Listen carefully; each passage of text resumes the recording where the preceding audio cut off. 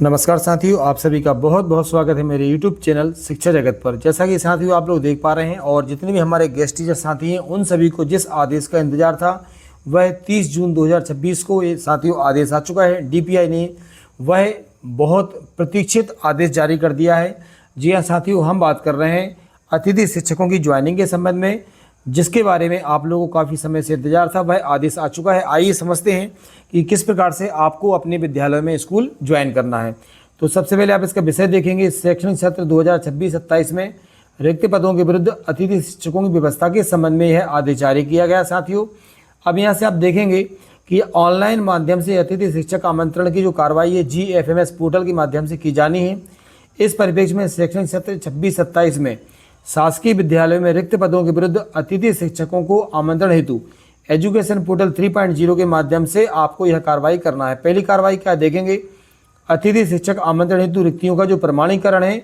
Long term की रिक्तियों की हम यहाँ पे बात कर रहे हैं, मतलब जो आप पूरे साल भर विद्यालय में यहाँ से पढ़ाने वाले हैं। शैक्षणिक सत्र 26-27 में अतिथि शिक्षक आमंत्रण हेतु विद्यालय में जो नियमित शिक्षक हैं उनके अनुपलब्ध होने पर पोर्टल पर जो रिक्तियाँ आपको दर्शाई जाएंगी उनके विरुद्ध में अतिथि शिक्षक का वास्तविक आवश्यकता के अनुसार आपको जो कार्रवाई विद्यालय के शाला प्रभारी के द्वारा की जाएगी। विद्यालय के प्रभारी का यह उत्तरदायित्व होगा कि वह विद्यालय में उपलब्ध जो कक्षा हैं और जो समय सारणी है उनमें कुल कालखंड की संख्या के आधार पर वास्तविक आवश्यकता के आधार पर अतिथि शिक्षक की आवश्यकता की प्रविष्टि करेंगे। अब देखेंगे ये बताया गया है कि जो नियमित शिक्षक हैं वह न्यूनतम 4 कालखंड और अधिकतम 6 कालखंड में अध्यापन ऐसी उम्मीद की जाती है साथियों। ठीक है, अब ये जो संख्या है मतलब खाली जो सीटें होंगी उन पर आपकी नियुक्ति यहाँ से की जाएगी। शॉर्ट टर्म क्या होती है आप जानते हैं, कोई मान लीजिए लीव पर गया है तो वहाँ पर भर्ती होंगी। अब ये जो पूरी कार्रवाई है हम इसको समझते हैं। सत्र 26-27 में अतिथि शिक्षक आमंत्रण हेतु प्रदर्शित रिक्तियाँ जो है एजुकेशन पोर्टल 3.0 के अंतर्गत GMS पोर्टल पर प्रदर्शित हैं और इन पर ही अतिथि शिक्षक रखे जाने हैं। अब आप देखेंगे, अब इम्पोर्टेंट क्या है, अतिथि शिक्षक आमंत्रण हेतु समय सारणी कब कब आपको क्या क्या करना है। तो देखेंगे साथियों ये आपकी समय सारणी सबसे इंपॉर्टेंट आपको यहीं से समझना है कि लॉन्ग टर्म जो रिक्तियां हैं इनका अपडेशन और GFMS पोर्टल पर रिक्तियों का जो प्रदर्शन है शाला प्रभारी करेंगे और कल से ही मतलब 1 जुलाई से यह 6 जुलाई तक प्रारंभ रहेगा। शॉर्ट टर्म की रिक्तियों की बात करेंगे तो संगुल प्राचार्य करेंगे 1 जुलाई से प्रारंभ हो जाएगा। संगुल प्राचार्य के द्वारा जो शॉर्ट टर्म रिक्तियाँ इनकी रिक्वेस्ट का सत्यापन जिला अधिकारी के द्वारा की जाएगी, 1/7 से प्रारंभ हो जाएगा। अब ये सबसे इंपॉर्टेंट साथियों देखेंगे जिसके अंतर्गत सबसे ज़्यादा अतिथि शिक्षक रखे जाने हैं। पिछले साल में मतलब जो गत सत्र है उसमें कार्यरत जो अतिथि शिक्षक साथी थे उनके द्वारा GFMS पोर्टल पर उपस्थिति हेतु रिक्वेस्ट दर्ज करेंगे आप लोग कल से। ये जो अतिथि शिक्षक साथी हैं जो पहले से काम कर रहे हैं उनके द्वारा ये कार्रवाई की जानी है और 1 जुलाई से ये शुरू हो जाएगी और 6 जुलाई तक ये कार्रवाई साथियों चलने वाली है। अब यहाँ से आप देखेंगे कि विगत सत्र में यदि एक पैनल में 2 या 2 से अधिक आवेदक कार्यरत थे और वर्तमान सत्र में रिक्तियों की संख्या मान लो कम है, 1 है, तो अधिक स्कोर वाले आवेदक के द्वारा निर्धारित समय सीमा में रीज्वाइनिंग हेतु रिक्वेस्ट नहीं की जाती है तो वह स्वतः ही समाप्त हो जाएगी और मेरिट क्रम में जो अगले अतिथि शिक्षक हैं उनका नंबर वहाँ से लग जाएगा। आवेदक करेंगे और यह होगा 7 तारीख से 8 तारीख, 2 दिन का इसके लिए समय दिया गया है साथियों। अब देखेंगे सेकेंड बात, जो पहले से काम कर रहे हैं शिक्षक साथी हैं उनके द्वारा जब रिक्वेस्ट दर्ज कर दी जाएगी मतलब 1 तारीख से, तो शाला प्रभारी जो है एजुकेशन पोर्टल 3.0 पर अतिथि शिक्षक द्वारा की गई उपस्थिति रिक्वेस्ट का प्रमाणीकरण करेंगे और उपस्थिति दर्शाएंगे। और ये कौन करेगा साथियों, शाला प्रभारी करेंगे। 1 जुलाई से 8 जुलाई तक का ये समय आपको दिया गया है। सबसे महत्वपूर्ण नोट आप यहाँ पे देख पा रहे हो कि फरवरी से अप्रैल 2026 मतलब 2026 अप्रैल फरवरी, मार्च और अप्रैल 3 महीने में आपको जो मानदेय मिला है उसमें आपकी 90% ई अटेंडेंस वाले अतिथि शिक्षक ही रीज्वाइनिंग के लिए पात्र होंगे। साथियों ये बहुत बड़ा परिवर्तन है। हालांकि अतिथि शिक्षक साथियों का वेतन अटेंडेंस के आधार पर जनरेट हुआ है तो लगभग सभी साथियों ने अटेंडेंस लगाई है।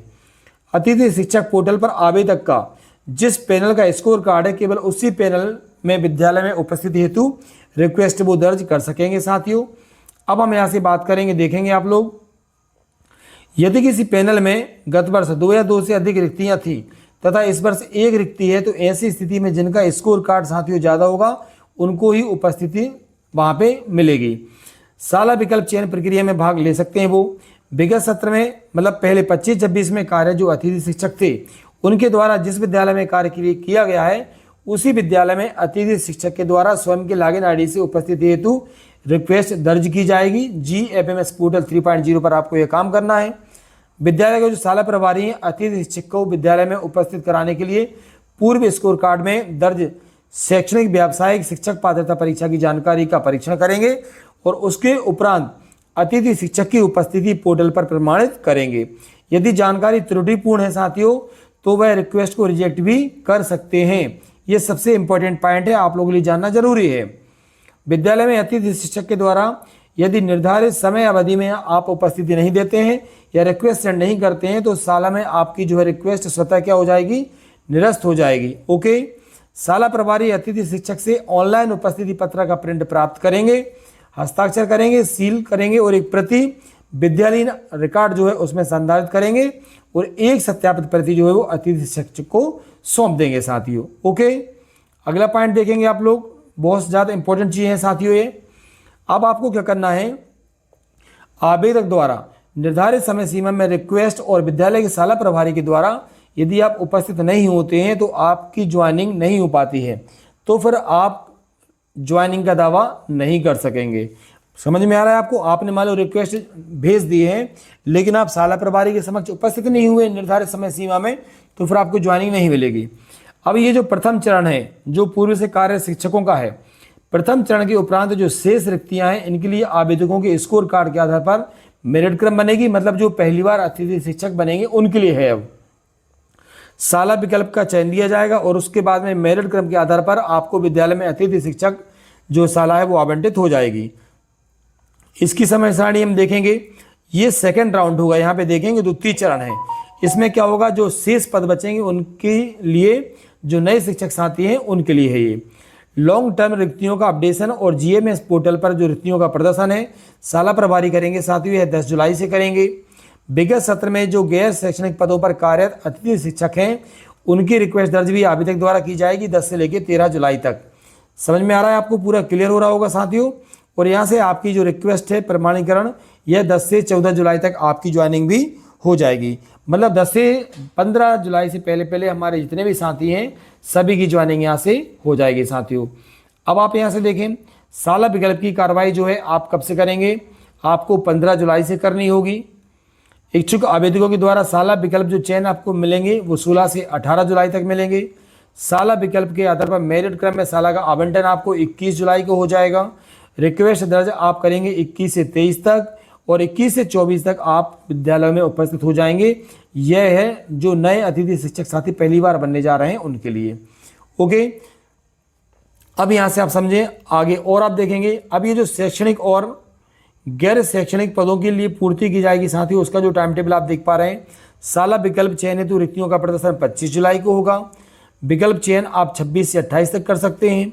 मेरिट क्रम आपकी 30 जुलाई को आवंटित हो जाएगी और रिक्वेस्ट दर्ज आप करेंगे 30 से 31 तक और 30 से 31 तक में आपकी जो रिक्वेस्ट है वह प्रभारी के द्वारा क्या करेंगे, या तो वो एक्सेप्ट करेंगे या रिजेक्ट करेंगे।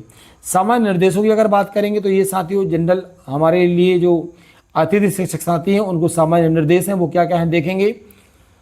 अतिथि शिक्षक जो हैं शिक्षक की कार्रवाई पूर्णतः ऑनलाइन होगी। किसी भी अतिथि शिक्षक को ऑफलाइन आमंत्रित नहीं किया जाएगा।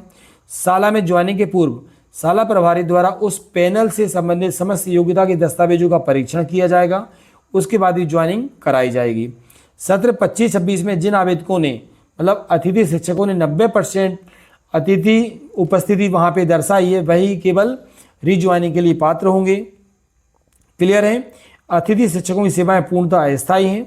नियमित शिक्षक की उपलब्धता होने पर अतिथि शिक्षक की सेवाएं स्वतः समाप्त हो जाएंगी साथियों। और आप देखेंगे ऑनलाइन उपस्थिति उनकी दर्ज की जाएगी और इसी उपस्थिति के आधार पर मानदेय जनरेट होगा।